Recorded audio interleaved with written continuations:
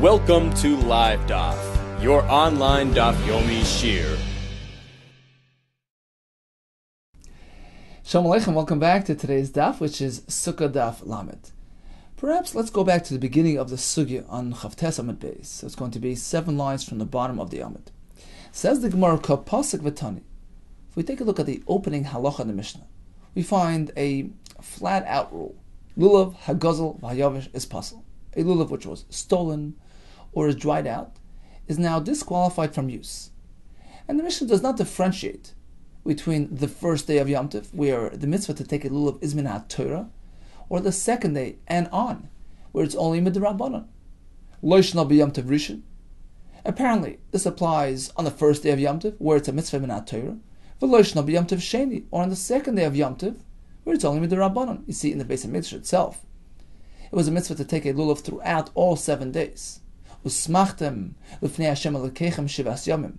But outside the Mikdash, minat Torah, the mitzvah applies only on the first day. Lokachtem lochem b'yom harishon creates other. Otherwise, after the first day, the Rabbanan Ru Masakan, we should take a lulav zecher l'Mikdash as a remembrance to the Mikdash. But it's only midrabanan.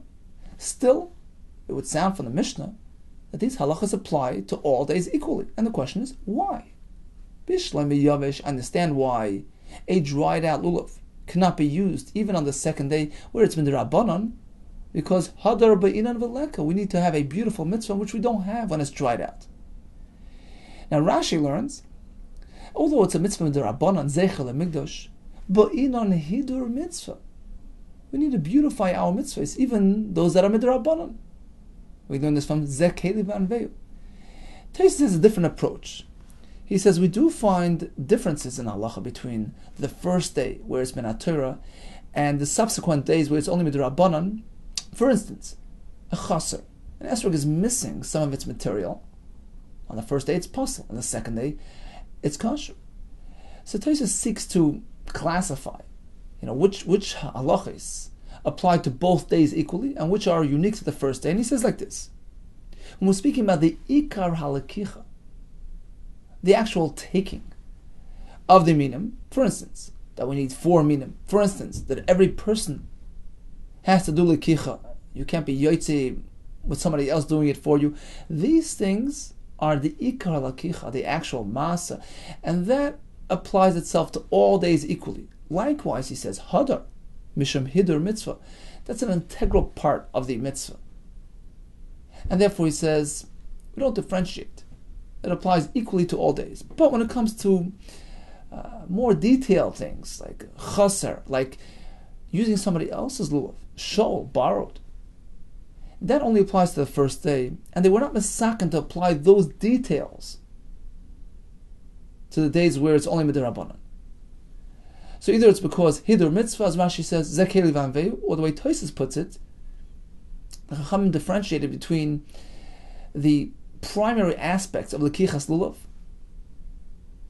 which hadar is one of them, and the more minor, relatively minor aspects which are suspended from the second day onward. So Tosfos is learning that hadar here is the halacha which is unique to the dalat minim, creates hadar. Not necessarily on account of zek helim ha'veyu. Creates hadar is something unique to the dalat minim. They have to be beautiful, and that applies to all days equally. So that's understood. Hadar applies. So Yavish is disqualified. Ela Gazel, what about a stolen lulav? What's wrong with that? Vishlam Yom Tov Rishon, we understand on the first day you can't use it. Dichsiv lochem. Lokachtem lochem b'yom harishon. On the first day it has to be yours. Mi shel lochem. Ela b'yom Tov Sheni amayloy. What's wrong with taking somebody else's lulav on the second day? There's no pasuk of lokachtem lochem. Meichid Teisi, says Rashi, lemivsele. Why would you think it's possible? Amar Rabbi Yehuda, mishum Rabbi Shimon ben Yochai, mishum dahavale mitzvah haba v'avera. Although it's not a lulav related psul, there's a general concept called mitzvah haba v'avera. You cannot fulfill a mitzvah if it involves an avera. A mitzvah by way of an avera is disqualified. Some farshim say, ein kategor nasa sanegar. A prosecutor can't turn himself into a defense lawyer. It just doesn't go together. An avera can't facilitate a mitzvah. How do we know this? Shenemar, v'avesem gozel v'sapiseach v'sachayla. The pasuk is reprimanding Klal Yisrael for bringing karbonos which were unsuitable, stolen karbonos, piseach, a limping animal, v'sachayla, an ill animal. And the pasuk connects the gozel with the piseach on the same list. And therefore we draw a parallel. Gozel dumi de piseach. We compare the stolen animal to the limping animal, which has a mum, and a permanent mum. And we say, ma piseach lesle takanta. Just as a piseach animal has no remedy, that mum is permanent. Av gozel lesle takanta. Likewise, a stolen animal, there's no way to fix it. You can't bring it as a carbon. Apparently, even after Yiyush is where the owner gives up.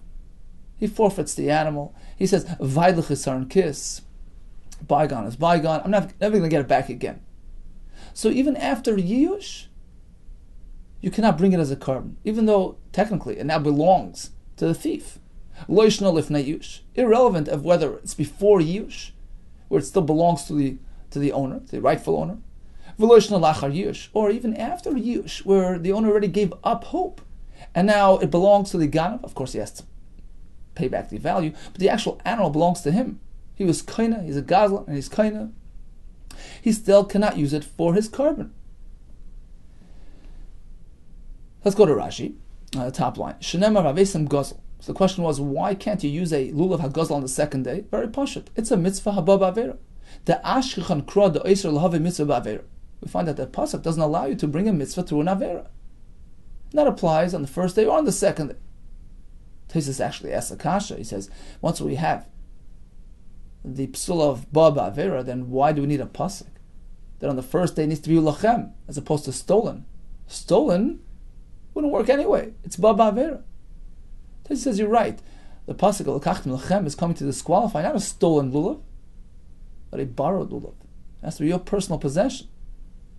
So that's the chiddush of the Gemara. Mitzvah abba ba'avera, which applies even on the second day. Continues Rashi. Ma piseach en takana. Just as a piseach has no takana, lachar zman la'krivet, you can no longer bring it as a carbon.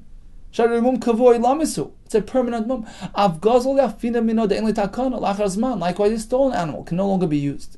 Afilu b'yush. Even after the yush process took hold. What does this mean? The shamini lilamari. We heard that the owner gave up. The miyayish. He gave up. Va'amar, and he said something to the effect of Vaile l'chisaron kiss. Woe to me that I lost that property. Basically, he's giving up hope. That's called yush. And that would change the status, the monetary status of this item. Although when it comes to kinyan, we say yush affects that change. The ganav is now kaina that item through this yush. It changed ownership. Even so, you can't use it as a carbon. And the Gemara will elaborate on this. Why? If it's yours, why can't you bring it as your own carbon? Says the Gemara. 5 lines from the top. Okay, I understand. Before yush, it still belongs to its rightful owner, to the victim. You can't bring somebody else's carbon. Adam ki yakriv mikem. Amar Achmana. Pasuk in the beginning of Vayikra says, Adam ki yakriv mikem carbon l'Hashem. V'lav dideyu. It has to be mikem, it has to be yours. This is not yours. You can't bring somebody else's animal as your carbon. Before Yush, I understand. Elolacha Yush, how can you be Yush? Once Yush took place, it now belongs to the Gazlan. Why can't he bring it as a carbon? Now Rashi learns that Yush itself would affect that change. Tosfos disagrees. He brings rayas that according to Rabbi Yochanan, Yush on its own wouldn't be kaina. Tosfos learns there is Yush plus another element as well. Is going to be a shinoi Hashem, a makeover in the identity, in the labeling of this item. It turned from a plain mundane animal to a carbon. He was magdish it. That affects that makes a drastic change in the chayfetz. So on top of the yush, where the former owner gave up on his animal, there's also a change in the actual animal itself, change of identity, change of designation, a shinui Hashem, So both together, the Yush and the Shina Hashem combined result in the Ganav being Koina this Chayfetz. And therefore, says the Gemara, I don't understand. Why can't he use it after Yush? How can you be Yush? It's his. Elalav. Apparently, says the Gemara, there's another deficiency. Mishum da Havale mitzvah haba b'avera. It's a mitzvah which was produced by way of an avera. He only has it because he stole it. And that cannot be used for a carbon, or, for that matter, for lulav as well, for a mitzvah as well. So that's the answer to the question. We understand why Yavish is disqualified on both days, first or second, Hiddur mitzvah. What about Gazel? Answers Rabbi Yechanan, mitzvah haba b'avera, which applies even to a mitzvah d'Rabbanan, such as taking your lulav on the second day. Continues the Gemara with another statement in the name of the same Adam. Vam Rabbi Yechanan mishum Rav Shimon Yochai. On the same topic, Ma'idich Keni Hashem oyev mishpat. I, Hashem, love justice. Soine gezel ba'oina. I dislike stolen karbanos oila. Now, why dafka karban oila is being used as an example here? Says the Gemara, Mashal lemelech basar v'dam. Trying to bring out a point. It's compared to a melech basar v'dam. Show you over al beis hamechas. You're traveling on the road, passing through the customs. Well, you pay the taxes. He turns to his servants, you know what? Pay the fee, pay the taxes. They turn to him in wonder. Isn't this money going back to you in any case? Why are you paying it? So he responds, I want to set a good example. I want to set a good example for all the travelers. They shouldn't avoid paying their taxes. So let's go ahead, pay taxes to show this is the way to do it. So that's the mashal. Likewise, Hashem said, Ani Hashem soine geza ba'oila. I dislike a oila which was stolen. Now, although everything is his, and an oila is pretty much giving it back to him. You're taking from one pocket, putting it to the other. What's the big deal that it was stolen? It's really all his. Mimeni yilmadu banai v'avrichu asma min hagezel. To set a good example, so that my children will distance themselves from Gezel. Continues the Gemara. Itmar Nami, we learned likewise, meaning we're going to support our approach in the Mishnah, which was that on the second day, if it's not going to be yours, if it's going to be stolen, you can't use it because of mitzvah baba avir. Itmar Nami, Amar Rabbi Ami, Yavish Pasal. Why is it dried out lulav pasal on the second day? She'ein hadar, it's lacking beauty. Gazel Pasal. Why is it Gazel Pasal? Mishum Dahavale Mitzvah Habab Avera. And this is very much in line with the Gemara up until this point. Now, Tosfos has an interesting kasha. Once we know that a Mitzvah Habab Avera is Pasal, then why, when it comes to the other psul in the Mishnah, for instance, we had a case of taking a lulav shel Asherah. Asherah, which was an Avodah Zarah, it's meant to be burnt. The Gemara later tells us what's wrong with that, because it's going to be burnt and destroyed. In which case it no longer has a shiur. It needs to be have a certain size, to give it prominence, to give it chashivas. Well, if it's going to be burnt and destroyed, it lacks in chashivas and prominence. It says, oh, it doesn't have a shiur. Okay, that's the Gemara later. Tosfos kasha. Why do we need that svara? It's a chayfetz of Avera. A chayfetz of Avodah Zarah. In any case, it's possible because of mitzvah baba avera. And says Tosfos an interesting yisoid. He says like this: mitzvah haba avera only applies when the avera facilitates the mitzvah. So, in the words of Tosfos, it's machmas averas hagezel ba'a hamitzvah sheyotze bay. When the averas of gezel brought about the mitzvah, for instance, this ganav, he didn't have this lulav until he stole it. The gezel facilitated the mitzvah. That's called baba avera. Aval, he says. Hani. Let's say the lulav of the Asherah tree, the Avodah Zarah. Atu machmas avera shenasis by binafik bay. What does avera have to do with the mitzvah? It so happens to be that somebody bowed down to this tree. And if he wouldn't have bowed down, he could have still used the lulav for the mitzvah.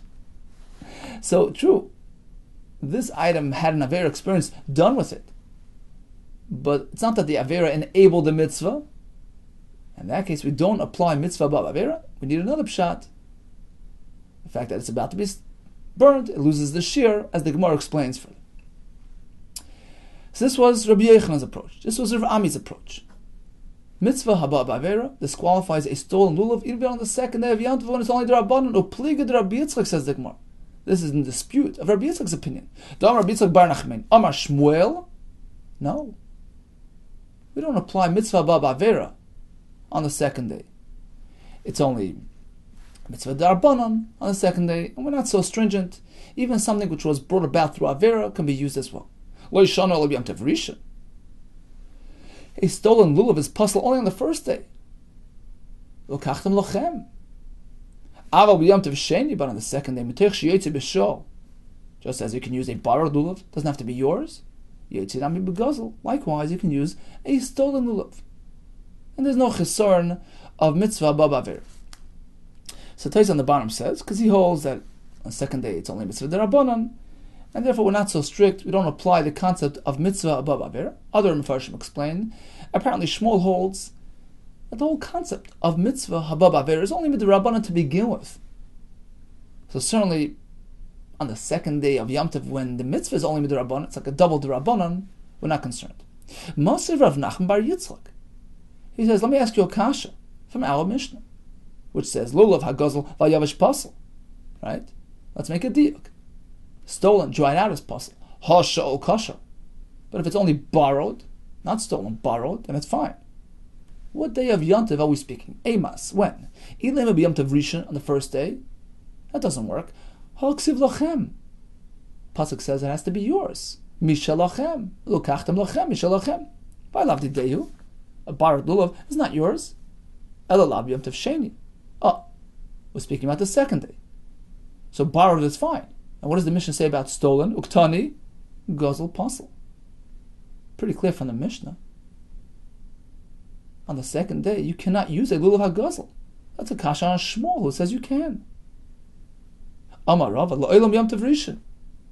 We are speaking about the first day. V'lo mibayi ka'amar.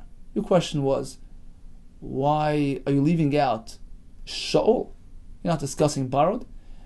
Mishnah chooses to discuss a greater chiddush. Needless to say,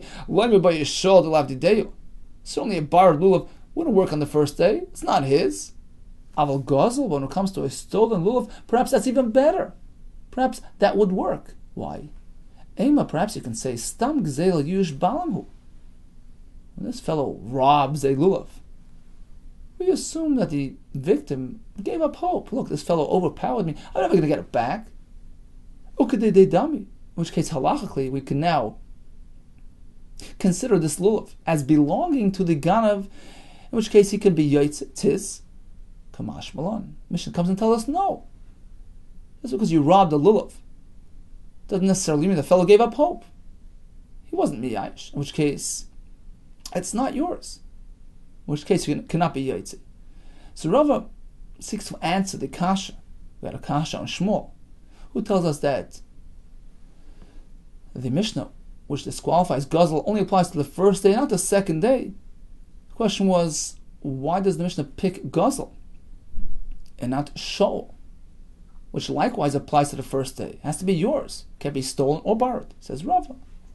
Shol is Pashut. Of course it's not yours. But perhaps Guzzle wouldn't be considered yours because of Yush. The answer is no.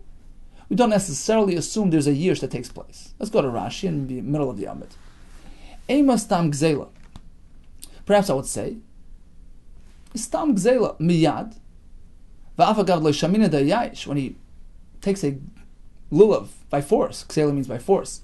Let's assume that there's a Yush Bailamu. Shar befanavu goizlei. Miyadav en koyach lahatzel. He's grabbing it outright. This fellow will just give up on the spot. Kamash malon, no. The adasham inan de miyayish, until you actually hear that he was miyayish. Like kanile, we don't say the ganav is kaina. The Mema Amar, because perhaps the victim is thinking to himself, you know what, now he won me. Hashto the takif mina, now he overpowered me. Lo machar, tomorrow, I'm going to get back at him. Tafisle bedina, I'll take him to court. So there's no use. And that's why we say that the Gazlan is not kaina and is not yetzi. So in conclusion, lulav ha-gazal vayavish is pasul on the first day or the second day. Yavish certainly applies to both days equally. Regarding Gazal, we have Machlekes. According to Rabbi Yehuda, yes, because of Ba Ba'avera. According to Shmuel, there's no concept of Ba Ba'avera. It's only possible on the first day because of a Lakachtem Lochem. Regarding a lulav which was borrowed, Shaul, all agree, that's certainly kasha on the second day. Continues the Gemara 3 lines from the bottom. Amalu Rav Huna, Lahanu Avankri. Rav Huna addressed these Jewish peddlers. And he said like this: Kizav Nisu, when you purchase Asa, the Hadassim, Mi'akim, from the Goyim, Loi Tigzazu Atun, you don't cut it off the trees. Ella Ligzazua Inhu, have them snip it off the trees. V'yavalechu, they'll snip it and give it over to you. Why? My time. Stam Oivdikichavim Gazlane Arata Ninu. We assume Stam of a guy is a robber. He stole the karka, perhaps from Yisrael. The karka in an exelis. Halachically, the concept of gzela and kinyonic gzela doesn't apply to karka. Let's go over to Rashi right away. On the top line. The karka in an exelis. Says Rashi, of course you can steal karka. Kalaima, what it means to say is Eina knuya legazlam b'shum yush. The concept of changing hands, the concept of transferring possession in karka through yush doesn't apply to karka. It applies only to mobile items, to metaltalin, like an animal, like a lulav. But when it comes to karka, that's so closely connected and linked to its owner that it doesn't get affected by yush. It's always considered in the possession. Once the pri has been detached from that tree, it's no longer part of the karka. Now you have committed gezel. You have taken it away from the owner. And when the person removes it, he is committing the maaseh gzela. Hilkach says, Rav Huna, therefore listen to me. When you purchase the myrtles from the goyim, have them cut off the hadassim, and they'll hand it over to you. Sheyu heina gazlan. So they'll be committing gzela at that point. Va'atem loichim oisemhem. And now you're going to be purchasing it from the goyim. Va'balim nisyashu kvar mikol haperes. And the truth is that the owner had already given up hope from all the peres. He didn't think he's going to get back his peres or his hadassim. Va'viyush etzlam. So certainly the yush is applied right now when it's taken off the ground, when it's detached by the goy.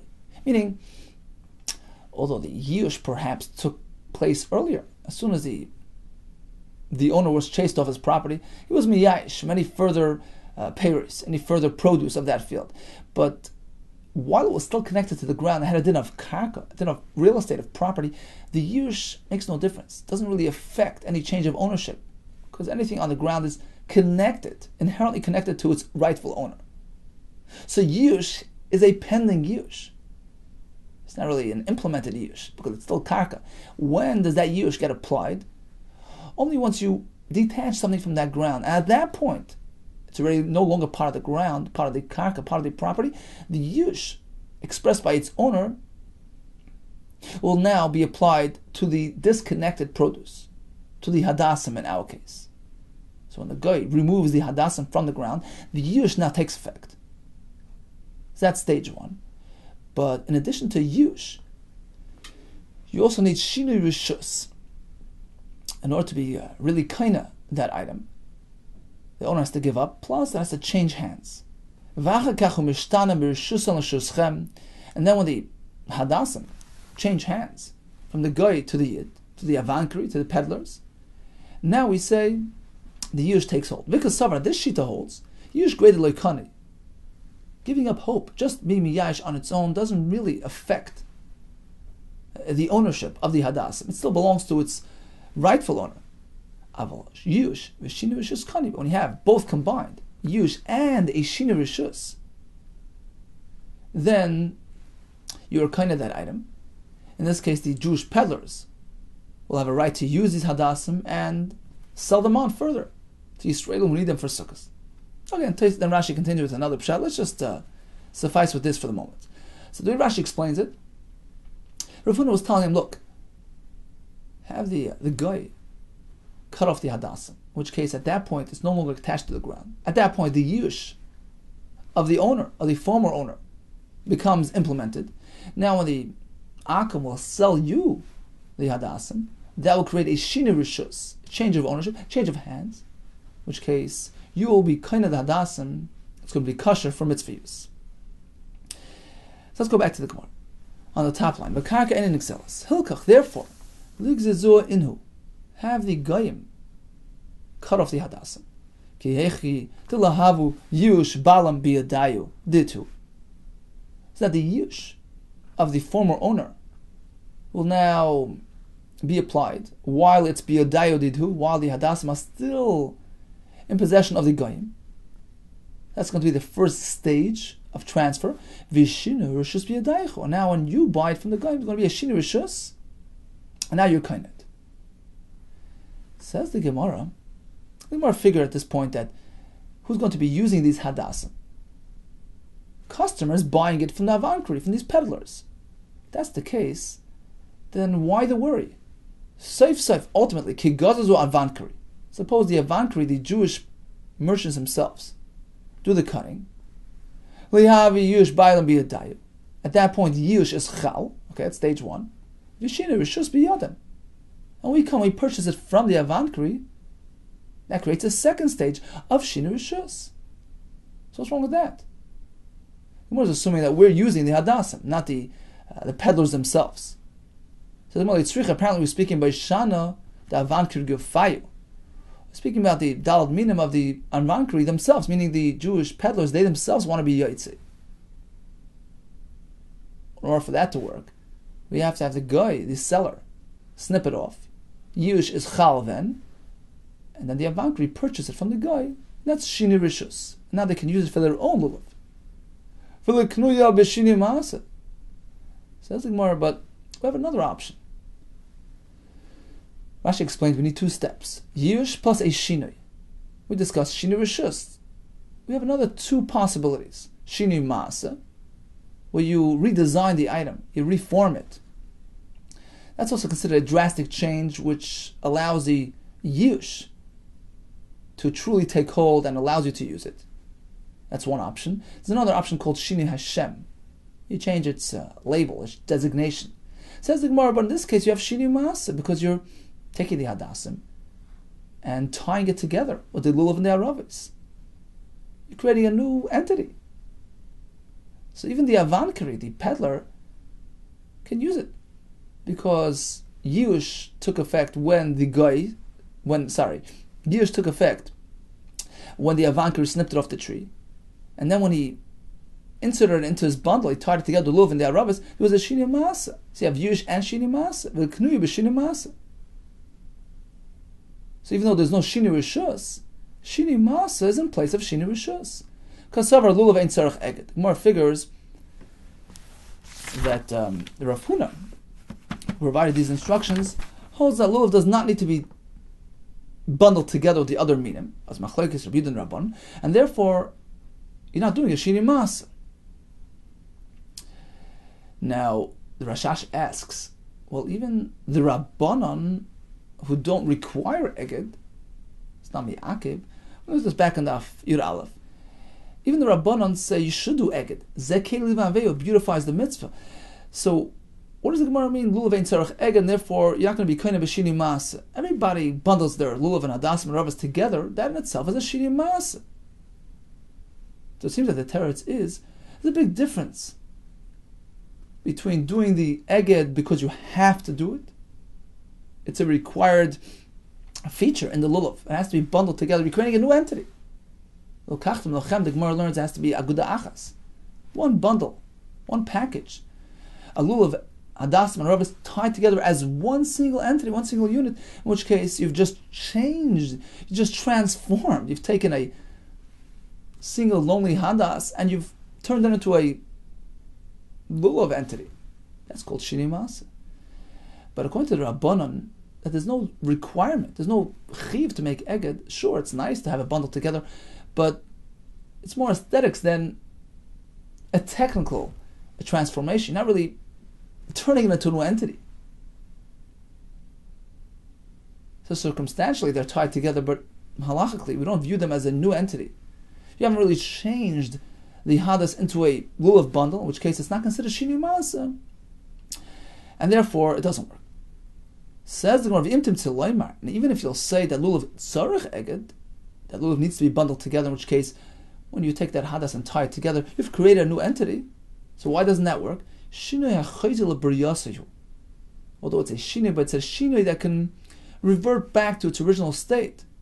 Just untie the lulav, everything's back the way it was. It's not considered a drastic enough change to allow kinyan on that item. One more kasha, what about the fact that it just changed its name, its designation? Initially this was called a asa hadas. Now you've turned it into a ishana. It's designated for mitzvah use. So Shinei Hashem can also affect change and affect ownership. And so it's the Gemara, Meikara, even initially, Meikara nami la'asa, to a hadas, Hishana korle. They would refer to it as a Hishana. Says Rashi on the top line, Hishana korle, al shem sheregilin la'oigdan l'shana b'chag. A hadas, which was generally used for this purpose, was already referred to by name as Hishana. So there wasn't really a Shinei Hashem. That explains where Rav Huna is concerned. He says, look, you're going to buy Hadassah from the Goyim. And we're speaking that the peddlers want to use the Hadas for their own personal mitzvah use. Have the guy snip it off the tree, in which case the Yish will take effect at that point, once it's off the ground, once it's no longer part of the Karka. And the Gzela gets initiated at that point. And that's when the Yish is Chal. And then, when they sell it to you, you have Shina Rishus, in which case you're Kaina, and you can use it for mitzvah on Sukkot. Okay, so that's it for today, unless we want to go through all the Taisus. I tried to give a little bit of a taste of some of the Taisus. Okay, let's just go over the main highlights of today's daf. We discussed the halacha of Yavish, which applies on the first or second day. Equally, we have Shol, which only applies on the first day, L'kachtem Lachem, but not on the second day. What about Gaz? We have Machlekas. On the first day, certainly it's Pasal, L'kachtem Lachem. On the second day, Rechanan says, Pasal, Mitzvah, Baba Avera. Shmuel says, it's only the Rabbanon, there's no Psul of Baba Avera. And concluded with the Avankari, who would purchase the Hadassah from the Goyim. We need to have Yush and Shini Rishus, and therefore Rav Huna says, have them chop it off the ground. At that point, Yush takes hold. And then when they transfer it to you, there's a Shini Rishus, and you're Kaina for mitzvah use. We said there's no Shini Maasa, either because we hold Lulav Ein Tzarech Eged, or even if Lulav Tzarech Eged, it can just revert back to its original state. That's not called a drastic enough change within the Hadas. What about Shini Hashem? It was a Hadas, and now it's Hishana. Answers the Gemara, even Miyikara. They would relate to it as Hishana. Kol tov to you, and Tzlach Rav.